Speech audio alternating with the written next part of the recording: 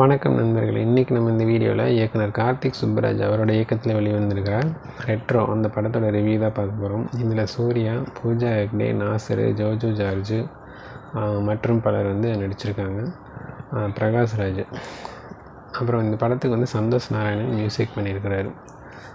இந்த படத்தோட கதை அப்படின்னு நம்ம எடுத்துட்டோம் அப்படின்னா, சின்ன வயசுலேயே சூர்யாவோட அப்பா அவங்க குழந்தையாக இருக்கும்போதே அவங்க கண்ணு முன்னாடியே கொல்லப்படுறாங்க. அதனால் அதிர்ச்சிக்குள்ளாகிற சூர்யா சிரிக்க மாட்டார், சிரிக்க வராது அவங்களுக்கு. ஸோ அவங்க சிரித்தா அழகாக இருப்பாங்க அப்படிங்கிற விஷயத்த அவங்கள தத்தெடுத்து வளர்க்குற ஜோஜோ ஜார்ஜ் அம்மாவை வர்றவங்க சொல்கிறாங்க. ஸோ அதே விஷயத்தை தான் அந்த டைமில் சின்ன வயசில் அறிமுகமாகிற ஹீரோயினும் அதை தான் சொல்லுவாங்க. பாரி, சூர்யாவோட கேரக்டர் பேர் பாரி, நீ சிரித்தா அழகாக இருப்ப அப்படிங்கிறத சொல்லுவாங்க.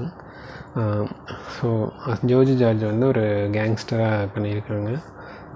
ஸோ அவருக்கு பையனை தான் தத்தெடுத்து வளர்க்குறதுனால சூர்யாவும் அந்த கேங்ஸ்டரில் ஒருத்தங்க தான் வளர்கிறாங்க. ஸோ அடிதடியில் இருக்காங்க. இந்த கேங்ஸ்டர் லைஃப் தான் போயிட்டுருக்கு. ஸோ அவங்களுக்கு சிரிப்பு அப்படின்னா என்னென்னு தெரியாத அளவுக்கு ஒரு ரகுடான ஒரு கேரக்டர் சூர்யா பண்ணியிருக்காங்க. இன்டர்வல் சீக்வன்ஸுக்கு முன்னாடி பூஜா ஹெக்டே ஒரு இடத்துக்கு வரும்போது ரெண்டு பேரும் மேஜராக இருக்கும்போது திரும்ப மீட் பண்ணுறாங்க. அப்போ நீ சிரித்தா அழகாக இருப்ப அப்படிங்கிற அந்த டைலாக் வச்சு சூர்யா அடையாளம் கண்டுபிடிக்கிறாங்க. அந்த பொண்ணு தான் பூஜா ஹெக்டே அப்படிங்கிறது. ஸோ அவங்களுக்கு அப்போ லவ் ஸ்டார்ட் ஆகுது. அப்போவும் அவங்க நீ சிரித்தா அழகாக இருப்ப அப்படிங்கிறத சொல்லிகிட்டே இருப்பாங்க. அதே சமயம் ரவுடி தொழிலை விட்டுட்டு வரணும் அப்படிங்கிறது மெயின் கண்டிஷனாக வைப்பாங்க. ஸோ அவங்களுக்கு அந்த காதலுக்காக சூர்யா அந்த ரவுடிசத்தை விட்டு வெளியில் வரணும் அப்படிங்கிறத ட்ரை பண்ணிகிட்டே இருப்பார். எப்போ இருந்து ட்ரை பண்ணுறாருன்னா, படம் ஸ்டார்டிங்லேருந்து முடிகிற வரைக்குமே ட்ரை பண்ணிகிட்டு தான் இருப்பார். பட் அந்த கேங்ஸ்டர் அப்படிங்கிற அந்த லைஃப் ஸ்டைல் இருக்கு இல்லையா, அது அவ்வளோ சீக்கிரம் விட்டுட்டு போகாது. ஒரு கட்டத்தில் பூஜா ஹெக்டேவே கொல்ல வருவாங்க. அப்போ அவர் காப்பாற்றுறதுக்கு கண்டிப்பாக வயலன்ஸை கையில் எடுத்து தானே ஆகணும். ஸோ அந்த டைமில் கூட அவங்க அது கோச்சிட்டு போகிற மாதிரிலாம் காட்சி வச்சுருப்பாங்க. அது அந்த கேங்ஸ்டர் படத்தில் இந்த மாதிரி காட்சிகள் கொஞ்சம் முரண்படுற மாதிரி இருந்த மாதிரி இருந்தது. சந்தோஷ் நாராயணன் மியூசிக்கில் கனிமா பாட்டும் இன்னொரு பாட்டு இருக்குது. ஸோ இந்த ரெண்டு பாட்டும் ஆல்ரெடி ரொம்ப வைரலாக போயிட்டு இருந்தது. படத்தில் பார்க்கும்போது அந்த ஜெயிலில் வர சாங் கொஞ்சம் நல்லா இருந்தது. பட் கனிமா சாங் என்ன பண்ணிட்டாங்க அப்படின்னா, சிங்கிள் ஷாட் எடுக்கிறாங்கிற அந்த முயற்சியில் அந்த பாட்டை குதறி வச்சுட்டாங்க. அந்த பாட்டு முழுசாக நீங்கள் பார்க்க முடியாது, பிட்டாக தான் போகும். ஒரு 15 மினிட்ஸ் சிங்கிள் ஷாட்டில் ட்ரை பண்ணதுனால அந்த பாட்டு முழுசாக அவங்களால என்ஜாய் பண்ண முடியாது. அந்த நீங்கள் ரீல்ஸ்லாம் பார்த்தீங்க இல்லையா, அந்த ஒரு மூமெண்ட் மட்டும் தான் அந்த இதில் இருக்கும். மற்றது எல்லாமே ஃபைட்டு, டைலாகு, அது இதுன்னு இடையில எல்லாமே அந்த பாட்டை ரசிக்கும்படியாக இல்லாமல் போயிடுச்சு. ஸோ இந்த மாதிரி இந்த ரவுடிசம், இவங்களோட லவ், சிரித்தா அழகாக இருப்பேன், இந்த மாதிரி விஷயங்கள் இதெல்லாம் மாடுலேஷனில் சூர்யா சூப்பராக பண்ணியிருப்பார். சூர்யாவை இன்ட்ரோ பண்ணுறதே பார்த்திங்கன்னா ஒரு அந்த 70s வர ரஜினி, 80s வர ரஜினின்னு சொல்லலாம். அந்த ஒரு ஹேர் ஸ்டைலு, அந்த ஒரு மாசா தளபதி படத்தில் அந்த மாதிரிலாம் காட்டுவாங்க. அதே மாதிரி சூர்யாவை காமிச்சிருப்பாங்க.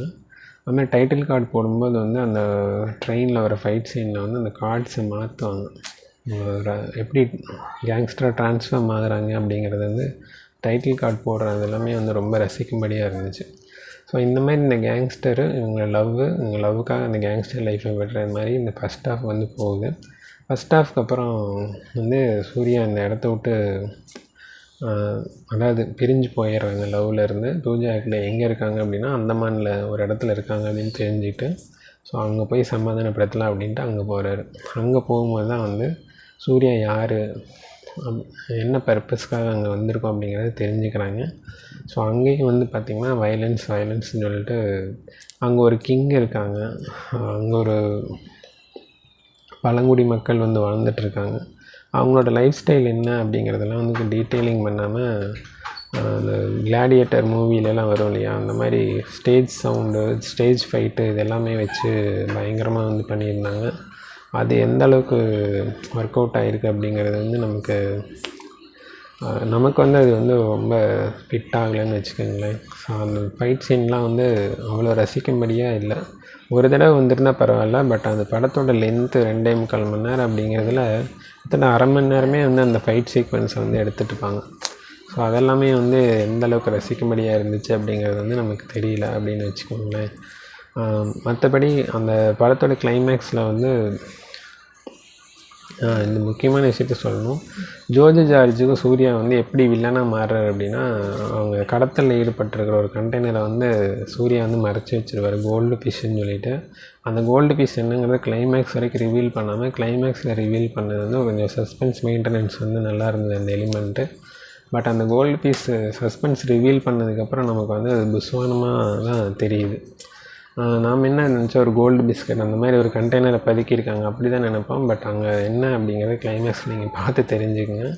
அது கிளைமேக்ஸ் வந்து ஒரு சிரிப்புனால் எல்லோரும் சிரிப்பாங்க. அது வந்து ஒரு அந்த பாமையோட ஒரு மிகப்பெரிய ஆயுதம் அப்படிங்கிறத அவங்க புரிய வச்சுருக்காங்க. கிளைமேக்ஸில் அந்த மாதிரி அதேமாரி வந்து பார்த்திங்கன்னா கிளைமேக்ஸ் காட்சியும் வந்து கிட்டத்தட்ட ஒரு 10 நிமிஷத்துக்கு மேலே போகுது. எழுத்து போட்டதுக்கப்புறமும் படம் ரன் ஆகுது. இந்த மாதிரி படத்தோட லென்த்து வந்து பார்த்திங்கன்னா எதிர்பார்க்காத அளவுக்கு வந்து பயங்கரமாக போயிருக்கு அதோட லென்த்து.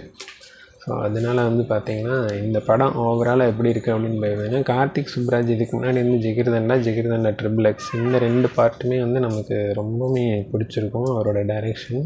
ஸோ அதை நம்பி தான் நம்ம இதுலேயும் வந்து போனோம்.